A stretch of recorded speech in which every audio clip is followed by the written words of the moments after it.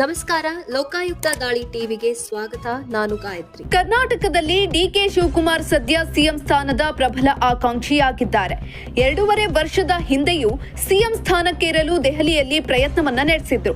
ಆಗ Congress high command CM ಸ್ಥಾನವನ್ನ ಸಿದ್ದರಾಮಯ್ಯ ಅವರಿಗೆ ನೀಡಿತ್ತು. ಡಿಕೆಶಿ ಡಿಸಿಎಂ ಸ್ಥಾನಕ್ಕೆ ತೃಪ್ತಿ ಪಟ್ಟಿಕೊಂಡಿದ್ರು. ಈಗ 5 ವರ್ಷದ ಅವಧಿಯ ಪೈಕಿ ಅರ್ಧ ಅವಧಿಯನ್ನ ಸಿದ್ದರಾಮಯ್ಯ ಪೂರ್ಣಗೊಳಿಸಿದ್ದಾರೆ. ಈಗ ಮತ್ತೆ ಸಿಎಂ ಸ್ಥಾನಕ್ಕೇರಲು ಡಿಸಿಎಂ ಡಿಕೆಶಿ ಪ್ರಯತ್ನವನ್ನ ಆರಂಭಿಸಿದ್ದಾರೆ. ಇದಕ್ಕಾಗಿ ಕಾಂಗ್ರೆಸ್ ಹೈಕಮಾಂಡ್ ಈಗ ತೀರ್ಮಾನ ಕೈಗೊಳ್ಳಬೇಕಾಗಿದೆ. ಈ ವಿಷಯದ ಬಗ್ಗೆ ಲೋಕಸಭೆಯ ವಿರೋಧ ಪಕ್ಷದ ನಾಯಕ ರಾಹುಲ್ ಗಾಂಧಿ ಅವರನ್ನ ನೇರವಾಗಿ ಭೇಟಿಯಾಗಲು ಡಿಸಿಎಂ ಡಿಕೆಶಿ ನಿರ್ಧರಿಸಿದ್ದಾರೆ. ರಾಹುಲ್ ಗಾಂಧಿ ಅವರ ಭೇಟಿಗೆ ಅಪಾಯಿಂಟ್ಮೆಂಟ್ ಕೂಡ ಕೇಳಿದ್ದಾರೆ. ಇದರಿಂದಾಗಿ ರಾಹುಲ್ ಗಾಂಧಿ ವಾಟ್ಸ್ಆಪ್ನಲ್ಲೇ ಡಿಕೆಶಿಗೆ ಮೆಸೇಜ್ ಮಾಡಿದ್ದಾರೆ. ಸ್ವಲ್ಪ ಕಾಯಿರಿ, ನಾನು ನಿಮ್ಮ ಜೊತೆ ಮಾತನಾಡುತ್ತೇನೆ ಎಂದು ರಾಹುಲ್ ಗಾಂಧಿಗೆ ಡಿಕೆಶಿ ಮೆಸೇಜ್ ಮಾಡಿದ್ದಾರೆ. ಕಳೆದ ಕೆಲ ದಿನಗಳಿಂದ ರಾಹುಲ್ ಗಾಂಧಿ ಭೇಟಿಗೆ ಡಿಸಿಎಂ ಡಿಕೆಶಿ ಯತ್ನಿಸುತ್ತಿದ್ದಾರೆ. ರಾಜ್ಯದ ಸಿಎಂ ಹುದ್ದೆಯನ್ನ ತಮಗೆ ನೀಡಬೇಕೆಂಬುದು ಹಕ್ಕು ಮಂಡಿಸಲು ಡಿಕೆಶಿ ಕಾಯುತ್ತಿದ್ದಾರೆ.